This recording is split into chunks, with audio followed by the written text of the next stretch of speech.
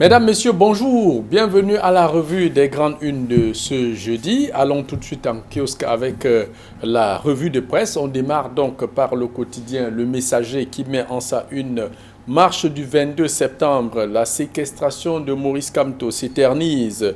Le journal indique que la requête au feu, la requête au fin de référé d'heure à heure introduite par les avocats du leader du MRC et adressée au président du tribunal de première instance de Yaoundé a été rejetée. Le journal indique donc que Maurice Kamto reste donc en séquestration. Le journal parle aussi de Opération Épervier, les incongruités de l'affaire Mebengo, le tombé en disgrâce pour détournement présumé des deniers publics. L'ex-ministre de la Défense continue de clamer son innocence. On l'accuse d'avoir détourné près de 236 milliards de francs CFA. Voilà pour ce qui est donc de cette affaire Mebengo. Le journal parle aussi du RDPC. Jean-Simon Angola, le RDPC condamné à se réinventer s'il ne veut pas mourir. C'est donc un entretien que le député RDPC a accordé au journal Le Messager. Le quotidien Le Jour, Claire Atangana Bikuna, voici le nouveau bâtonnier. L'avocat de 59 ans a été désigné hier au cours d'une session extraordinaire du Conseil de l'Ordre en remplacement de maître Charles Tchakounte Patier, décédé. Le journal parle aussi de la FECACADA, le karaté. 8 ans de suspension pour maître Emmanuel Wakam, écrit le quotidien Le Jour. Cette décision frappe également 4 autres responsables de cette fédération. On se rappelle que maître Emmanuel Wakam et un certain nombre de cadres de cette fédération avaient fait l'objet de certaines dénonciations de harcèlement sur des filles de l'équipe nationale de karaté du Cameroun. Et puis le journal Émergence met en sa une CHAN 2021-2022. De nombreux chantiers abandonnés pour factures impayées, alors que le CHAN va se dérouler dans 2 mois. Beaucoup de chantiers, d'autres chantiers ne sont pas encore pratiquement achevés et les prestataires attendent donc d'être payés. Le journal parle aussi d'abus. La justice valide la séquestration de Kamto, faisant ici allusion à cette requête du heure à heure, de requête au fin d'heure à heure qui a été donc rejetée par le président du tribunal de première instance de Yaoundé. Le quotidien Cameroun Tribune parle de transfert de compétences aux régions. Le PM met la pression. À l'issue de la première session du Conseil national de la décentralisation, John Gouté a donné 8 jours aux membres du gouvernement concernés pour faire tenir au ministre de la décentralisation et du développement local tous les projets de textes y relatifs.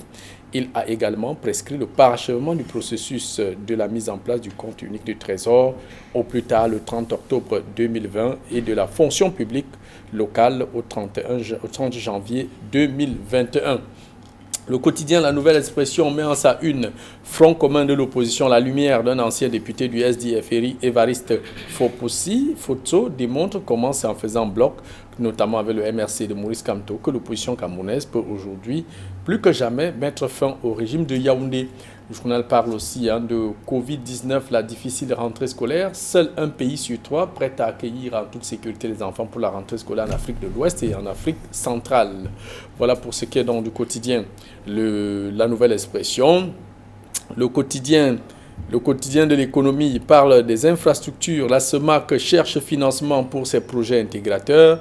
Réunis donc à Paris, les émissaires de la CEMAC tentent de convaincre les investisseurs pour venir injecter pour soutenir ce projet qui permettra ainsi à l'Afrique centrale d'avoir un peu plus de vitalité que l'Afrique de l'Ouest. Le journal Le Forum Libre parle d'énième scandale dans les résultats du concours d'entrée à l'ENAM. Comment Sumbo Angoula a trahi la jeunesse, écrit le journal.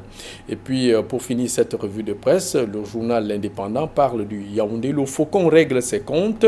Le journal indique que depuis son arrivée, abus d'autorité, suspension le journal parle donc d'abus d'autorité, de suspension et de destruction illégale des propriétés privées depuis l'arrivée du super maire de Yaoundé. Il a même suspendu les dépenses générales de fonctionnement qui étaient allouées aux communes d'arrondissement. Le journal indique alors que Tangana Messi veut régler ses comptes aux conseillers municipaux qui ne l'ont pas soutenu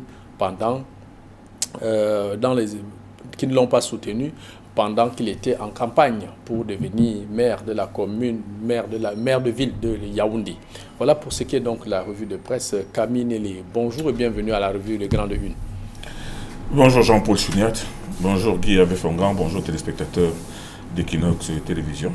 Et je voudrais ici exprimer mon étonnement par rapport au dénouement d'une affaire qui fait les choux gras de la presse aujourd'hui, à savoir la suspension pour 8 ans de maître Emmanuel Wakam Bilal, qui a été président de la Fédération camerounaise de karaté et discipline assimilée depuis près d'une quinzaine d'années, qui a réussi l'exploit de hisser le drapeau du Cameroun, mais les athlètes du Cameroun à un niveau jamais atteint avant lui, et que l'on a traîné devant non seulement le tribunal médiatique, mais même devant le tribunal sportif, pour un chef d'accusation de présomption d'harcèlement sexuel. Harcèlement sexuel, nous dit-on sur une jeune fille qui dit que lui, il est entré dans ma chambre, il a voulu plusieurs fois faire l'amour avec moi. Vous savez, dans une situation comme celle-là où c'est l'accusé qui dit qu'il a voulu et moi je n'ai pas voulu, je ne sais pas si ça va être la parole de l'accusé contre celle de la puisqu'il n'y a pas d'éléments matériels.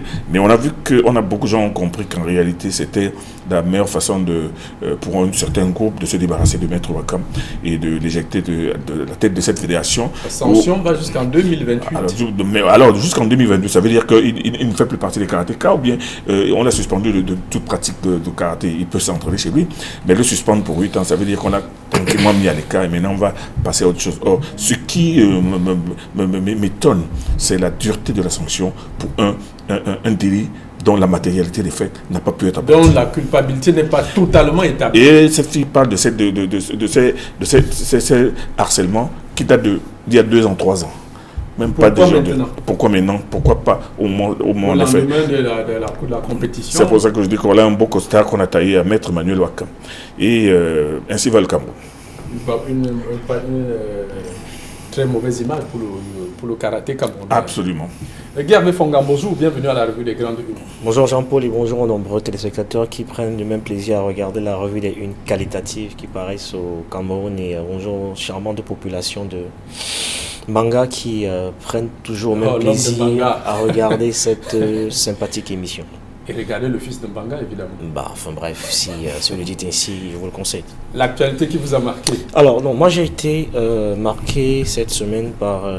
vous savez, il y a une levée de bouclier autour du nouveau DG de l'ENAM, notamment avec le tripatouillage qu'on a observé sur le non-respect de la réglementation. Aussi, il y a des équilibres régionaux, on parle de près de 60%.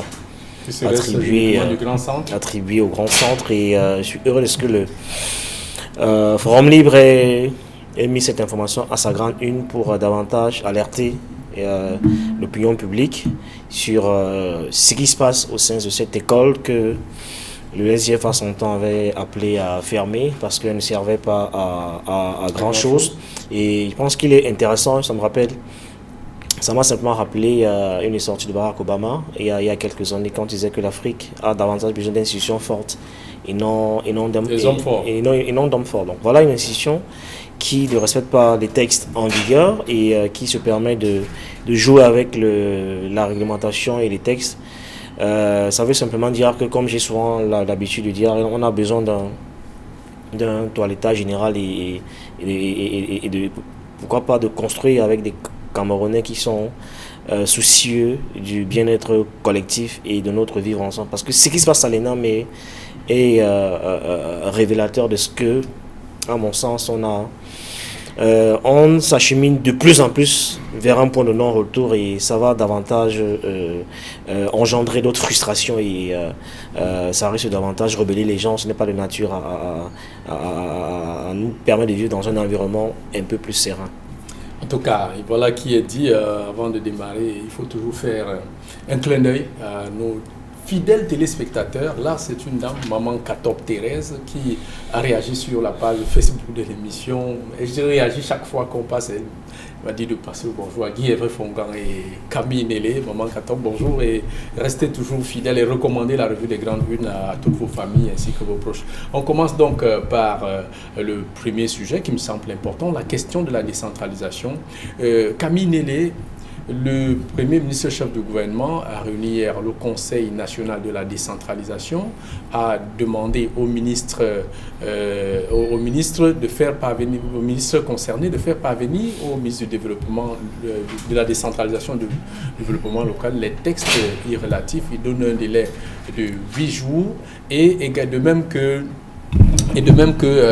sur la mise en place de l'administration publique locale jusqu'au 21 janvier.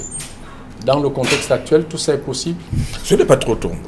Moi, je pense que le Premier ministre, qui tient certainement à mener jusqu'au bout l'option de décentralisation dont l'aboutissement va être avec l'élection des conseils régionaux au mois de décembre, et donc leur prise en fonction effective dans les semaines qui vont suivre. Je pense que il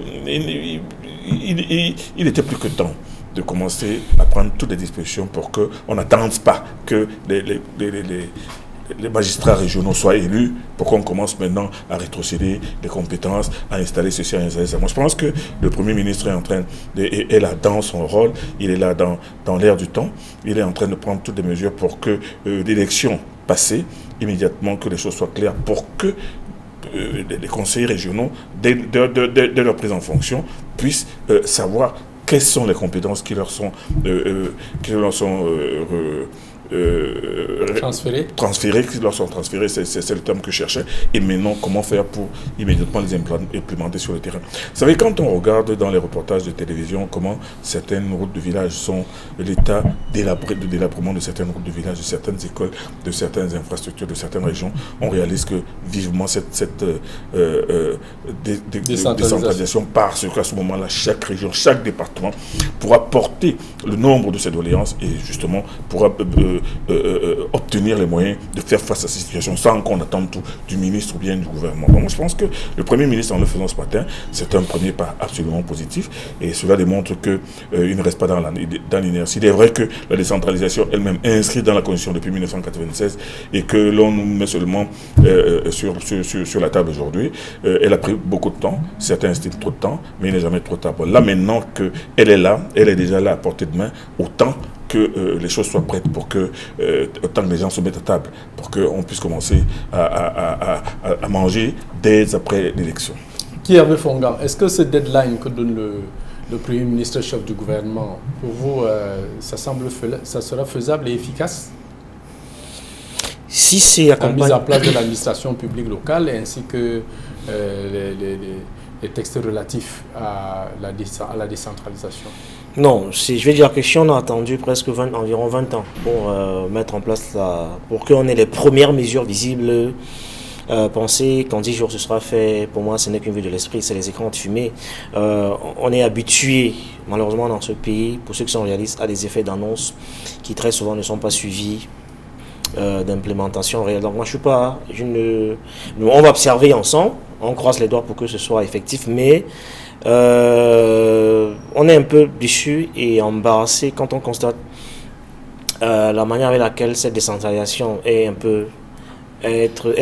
train de vouloir être implémentée par les pouvoirs publics. Voyez-vous, jusqu'ici, les élus, ceux qui sont censés au quotidien être les maîtres de cette décentralisation, on constate malheureusement que c'est des gens qui entrent par très souvent par le toit, qui ne proviennent pas de la base, et on se demande bien quel type de décentralisation on va implémenter, alors que la base a fait des choix sur des personnes qui ont été rejetées par le sommet. Et c'est un peu, et vous savez que dans cette élection de conseil régional, le RDPC va quasiment avec plus de 60%.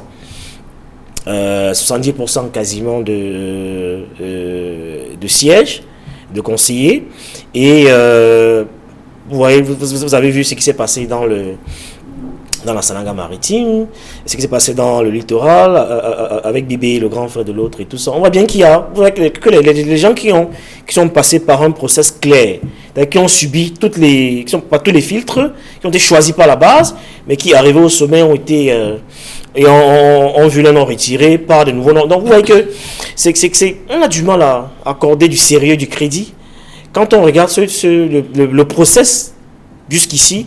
Décentralisation à la base, centralisation au sommet. Donc ça c'est dans un parti déjà. Voilà. Donc ça jette quand même du discrédit sur l'efficience de ce qui va être mis en place demain. Parce que quand la base opère des choix et que le sommet s'amuse à changer les noms, on a des raisons de se questionner sur l'efficience de ce qui va être implémenté demain et avec tout ce qui se passe et cette théâtralisation-là, on est très sceptique. Et je suis de ceux qui pensent qu'on n'est vraiment pas encore sorti de l'auberge quand on regarde la qualité. Parce que quoi qu'on dise, on peut des fois extraire la bonne graine de livret. Quand on regarde la qualité, la typologie des personnes qui ont été mises de côté, qui ont été choisies par la base, et que le sommet, donc, pendant qu'on décentralise en bas, au sommet du parti on centralise. Voilà. Donc on a des raisons de croire, d'être sceptique sur l'implémentation, et je crois que 10 jours c'est pas long. De toute façon, si on a pris quasiment 20 ans pour que les premières mesures soient visibles, et puis même quand vous prenez à peine 10% du budget qui est accordé aux différentes mairies, on voit tous ces éléments mis ensemble donnent raison de croire que il n'y a pas une volonté réelle qu'il y ait une décentralisation qui soit utile et efficace pour améliorer la qualité de vie des populations. Et des populations surtout. Oui, Camille. Oui, je voulais dire qu'il ne faudrait pas confondre les problèmes d'investiture du RDPC avec la qualité même du processus de décentralisation. Parce qu'il n'y a pas que le RDPC. Non, mais c'est les acteurs qui sont sur le terrain. Les acteurs tout est lié, tout est lié. Les acteurs sont les acteurs. Tout est lié. Sont les acteurs qui sont présentés par le RDPC, mais il y a d'autres partis aussi qui ont des acteurs, qui ont des listes. C'est-à-dire que les errements du RDPC, les mécontentements audibles et que l'on entend depuis très très longtemps et qui sont même assourdissants de certains choix qui ont été faits, parce que c'est pas seulement le choix de certaines personnes qui viennent par le haut, mais il faut dire que encore que ces personnes même qui viennent de haut, on ne peut pas dire qu'elles puissent manquer de compétences, mais seulement le problème c'est que les choix ont été faits parfois ont été arrêtés parfois sur des personnes qui sont malades, qui sont grabataires, hein. Il y en a même qui sortent d'hôpitaux, il y en a qui marchent à peine, mais seulement parce que et le sommet dans son rôle, le sommet du parti dans son rôle, si vous voulez aussi des noms, ils sont pas malades. On peut donner les noms si vous voulez. Aucun n'est malade. Là n'est pas le débat. S'il vous plaît, ils sont pas malades. Ne banalisez pas, ils sont pas malades. Camille, ce que je voulais donc dire, c'est que, n'est-ce pas, les acteurs de la décentralisation, vous comprenez, il est vrai que nous sommes dans le cadre des investitures dans les partis, et c'est les partis qui investissent des candidats dans ces élections, parce que les partis qui n'ont pas d'élus municipaux ne participeront pas, donc n'auront même pas leur mot à dire, mais les partis qui ont des élus municipaux à ce moment-là, eux, ils peuvent compter sur leurs élus pour pouvoir porter haut les listes de leurs candidats. Bon, ce que je veux dire, c'est qu'il ne faudrait donc pas confondre des mécontentements qui sont certainement légitime de certains militants du RDPC, et maintenant la réalité même de la décentralisation qui effectivement démontre aujourd'hui qu'elle est sur les rails et qu'elle est sur le point d'être implémentée. La précision peut-être valait la peine, mais la question que je voudrais vous poser, Camille, est-ce que quelque part avec le processus de décentralisation tel qu'il est mis en marche, est-ce que le Cameroun ne se met pas le doigt dans l'œil en mettant ce type de décentralisation où les acteurs qui étaient hier dans la chaîne de centralisation se retrouvent dans la chaîne de décentralisation? Est-ce que la mutation, les vieilles habitudes ne vont pas rester? Je prends un exemple simple. Le maire de la ville, il a été au sein de la machine administrative et aujourd'hui il est élu maire de la ville. Est-ce que la mutation du système de centralisation où il a opéré pendant près de 30 ans de carrière, il se retrouve directement dans la décentralisation. Est-ce que cette façon de faire n'est pas aussi un frein à la décentralisation qui est très... Les vieilles habitudes ont la peau dure. En fait, les missions et les prérogatives ne sont pas les mêmes.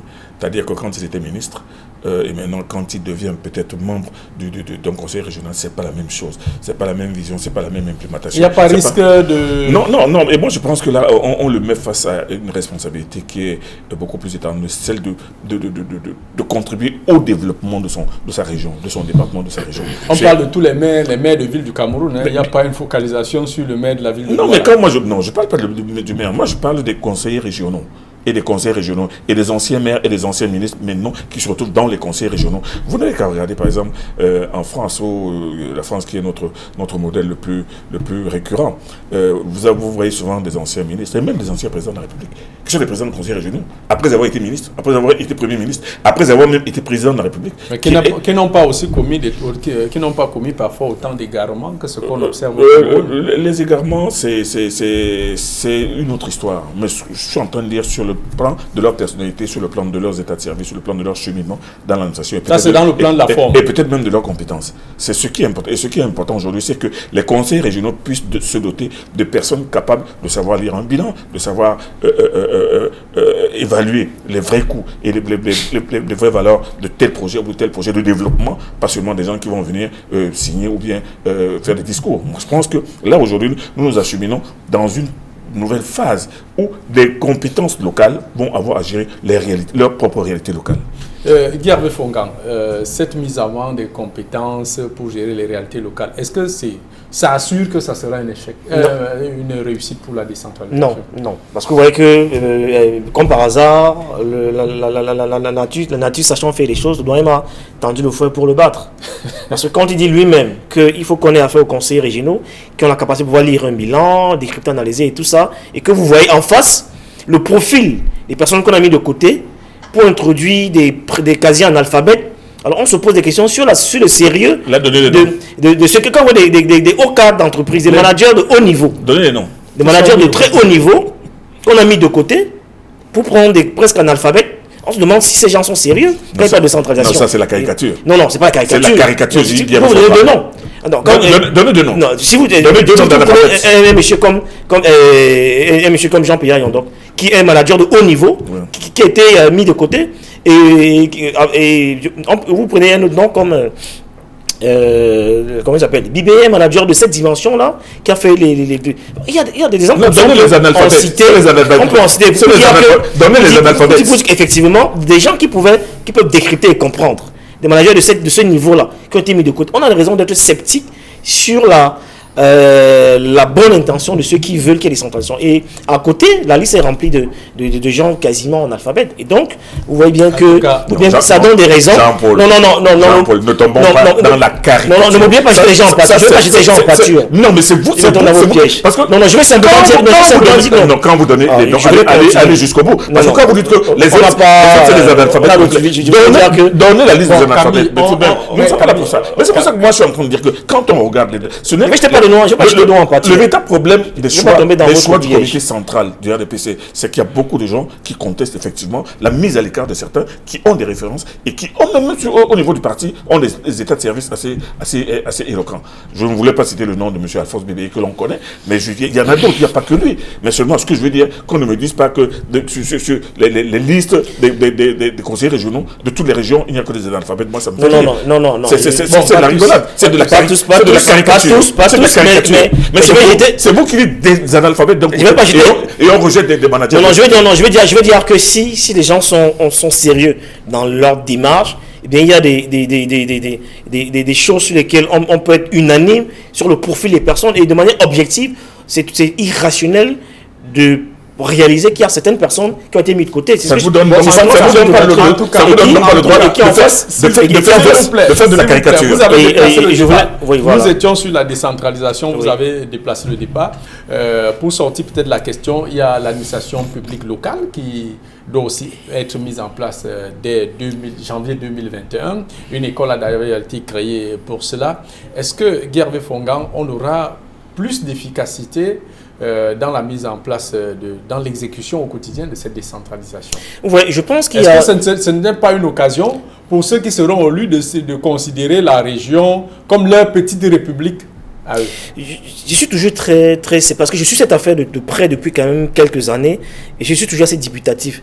Vous voyez, il y a une école à Boya qui forme c'est une école, justement, qui à mon sens, devait construire la première matière première, main d'œuvre, pour les différentes mairies qui, avec la décentralisation, seront un peu plus autonomes.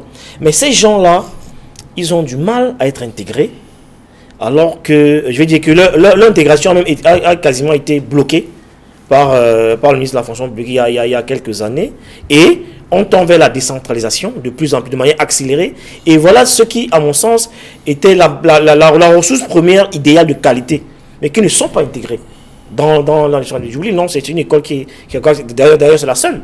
C'est la seule. Dans le sud-ouest. Oui, à Boya, elle est basée à Boya. Et qui n'intègre pas les personnes qui sont censées être la main d'œuvre qualifiée pour travailler dans les mairies. Et quand vous observez ce type de paradoxe, vous vous demandez le sérieux de ceux qui veulent opérationnaliser cette affaire. Et donc, on a des raisons de continuer à douter de l'effectivité. Quand ça vous associez le budget dédié aux collectivités territoriales décentralisées, vous voyez, qui n'arrive pas toujours, qui n'arrive quasiment jamais, et ça avait d'ailleurs suscité la colère des maires quand ça avait été voté à l'Assemblée nationale il y a quelques années. Donc tous ces éléments mis ensemble nous donnent des raisons de penser qu'en fait on a du mal à lâcher du lest, parce que comme la plupart des États africains, le Cameroun a hérité d'un jacobinisme français, c'est-à-dire caractérisé par un État centralisateur qui est très fort et qui jusqu'ici a du mal à véritablement mettre sur pied une décentralisation qui va rendre les mairies plus autonomes. Et c'est difficile, c'est un accouchement qui est douloureux, peut-être qu'il faut qu'on possède par césarienne, mais on voit bien qu'en face, ils ont du mal à lâcher du lest. On sort de ce sujet. Guy, Camille Nélé, il y a cette une du quotidien Le Messager qui parle de la séquestration de Maurice Kamto qui s'éternise. Les avocats du leader du MRC ont saisi le tribunal de première instance de Yaoundé. Cette requête au fin d'heure à heure a été donc rejetée. Comment comprendre cette décision de justice? Bon, pas une décision de justice, ce rejet. Mais le rejet est motivé certainement par la décision administrative de maintenir M. Maurice Kamto chez lui, en prison chez lui. Sans l'avoir signifié. Plutôt sans que lui avoir signifié ça, c'est une autre histoire. Parce que quand les avocats déclenchent une procédure d'heure à heure pour demander la levée de la séquestration, ça veut dire qu'ils savent que ça ne s'est pas fait comme ça. Ce n'est pas seulement le cantonnement des policiers devant son domicile. Il y a eu une mesure administrative qui dit, monsieur, à ta tête, maintenant vous êtes assigné à résidence chez vous. Bon, maintenant, les avocats ont tout simplement choisi la seule voie qui leur a été ouverte, c'est-à-dire que demander la levée de cette mesure. Cette mesure, jusqu'à présent, le magistrat avait le choix entre ordonner effectivement cette levée ou bien la rejeter. Il l'a rejetée. Ça veut dire que l'affaire continue. Les avocats eux-mêmes ont décidé d'aller un peu plus loin, mais toujours est-il qu'on se retrouve dans une situation où l'autorité administrative a été obligée de prendre une mesure conservatoire, aussi bien dans le sens à ses yeux du maintien de la paix publique, et aussi bien, certainement aussi, pour la protection même de M. Kamto. Donc, je pense que nous sommes dans une histoire qui va connaître une fin. Et la fin, ce sera certainement un jour, parce que M. Kamto ne sera pas éternellement enfermé dans sa maison. Mais toujours est-il que faut retenir, et ça c'est clair, c'est évident, que c'est une mesure administrative qu'il assigne en résidence. Est-ce qu'il ne fallait pas peut-être prendre des mesures rapides, je ne sais pas moi, pour son enquête d'audition Mais vous savez... pourquoi pas le condamner pour qu'il sache, vous savez, pour qu'il ait sa position au lieu de rester reclus dans son domicile. Les mesures administratives vont être qualifiées par certains puristes du droit comme des mesures arbitraires, mais la mesure administrative est une mesure qui entre dans les prérogatives de l'autorité, Mais ça a une fin. Ça a une fin, forcément, c'est pas éternel, puisque de toutes les manières, il faudrait bien qu'on sache jusqu'où ça peut s'arrêter. Mais ce qu'il faut savoir, parce qu'il ne faut pas continuer à voguer dans la caricature, c'est une mesure administrative qui maintient M. Kamto dans son domicile. Et maintenant, les avocats sont en train de faire ce qu'ils ont à faire, c'est-à-dire essayer d'obtenir le plus légalement du monde la levée de cette mesure. Guy Fongan. Sur ce rejet. Il y a environ 20 ans, on avait connu quelques avancées dans l'état de droit. Et avec ce qui se passe avec le MRC Maurice Kamto, je pense qu'on vient de reculer de 20 ans. de 20 ans dans l'état de droit et c'est parce que c'est dommage, parce que jusqu'ici, la plupart des avocats avec qui vous causez, vous discutez, qu'ils soient pro ou anti-régime, vous disent en fait on a du mal à qualifier l'infraction de manière précise qu'on lui reproche à Moïse Kamto. Personne ne peut vous le dire de manière claire et vous dit à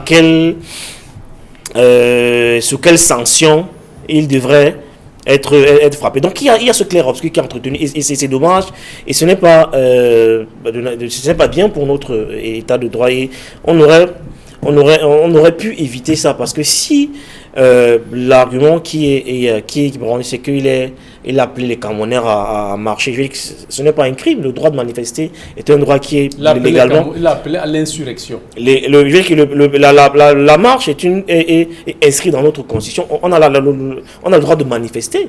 Je veux dire que si c'est. Mais on vous dit qu'il faut d'abord qu'on l'autorise. Oui, on déclare. Nous sommes dans un régime déclaratif, non d'autorisation. Je crois que, sauf si ça a changé depuis ce matin. Je crois que jusqu'à 9h. C'est l'argument qui avance. Enfin, jusqu'à 9h ce matin, sauf si ma mémoire me joue. C'était déclaratif. Jusqu'à 9h ce matin, sauf si ma mémoire me joue. Nous sommes dans un régime déclaratif, non d'autorisation. À partir du moment où on a déclaré une manifestation et donc le système a la responsabilité d'encadrer cette manifestation-là.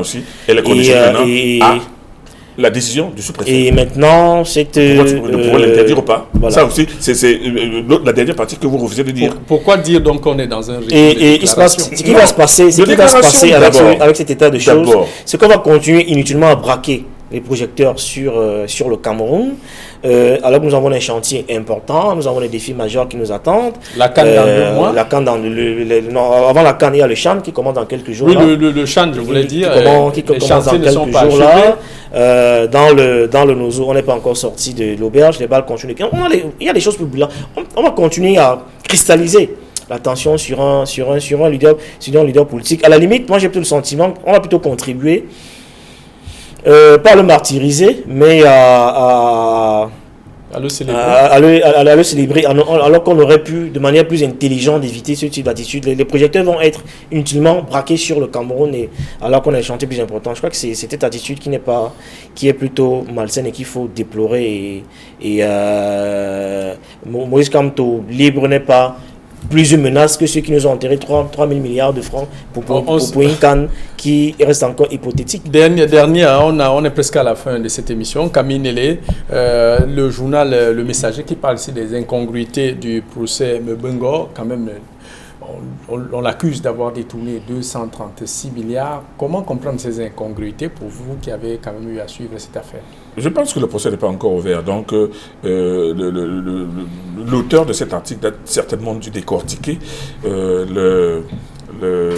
l'ordonnance de renvoi en police criminelle sur ce qui lui est reproché. Mais moi, je pense aujourd'hui que qualifier déjà d'incongruité, il faut aller jusqu'au fond. Et une instruction qui a été menée, qui a été bouclée certainement, et maintenant renvoyée devant le tribunal criminel spécial, a dû retenir un certain nombre de choses. Mais seulement quand on connaît la mentalité de certains magistrats instructeurs qui parfois se trompent complètement, font des amalgames et qui amènent... Ça retarde la procédure. Qui amène la suite même à ce qu'il y ait des procédures de disjonction d'ordonnance. C'est-à-dire, on se retrouve dans... Moi, je me souviens de l'affaire Marafa Midouaya, où on a vu le célèbre magistrat Maya Gamabeu confondre et M. Marafa Midouaya et le ministre d'État Marafa Midouaya et le ministre d'État Mebara, les mettre dans le même dossier, alors que c'est 2 personnes qui ont géré le secrétaire général en son temps. Donc, je veux dire que ce qui est reproché aujourd'hui à M. Alain Edgar Mebengo est encore au niveau de l'ordonnance de renvoi. On va bien voir, mais seulement je demande aux journalistes qui commencent à s'intéresser à ce dossier qui certainement va être tonitruant dans la mesure où on parle d'un détournement de plus de 200 milliards. Comment une personne peut-elle avoir détourné 200 milliards sans que personne s'en aperçoive? Donc, moi je pense que là, on va se retrouver devant un gros dossier pour lequel la presse devra être vraiment présente dans les salles, mais pas seulement en potentiel. 2 phrases pour apprécier la une. On va être coupé. 2 phrases, la une, la nouvelle expression, mais elle est lumineuse. Et ce front commun de l'opposition est la bienvenue, parce qu'en se mettant tous ensemble, on aura enfin une foule qui sache faire foule. Merci monsieur, merci cher monsieur, c'était tout pour cette édition de la revue des Grandes Unes. Restez scotchés sur les programmes d'Equinox Télévision.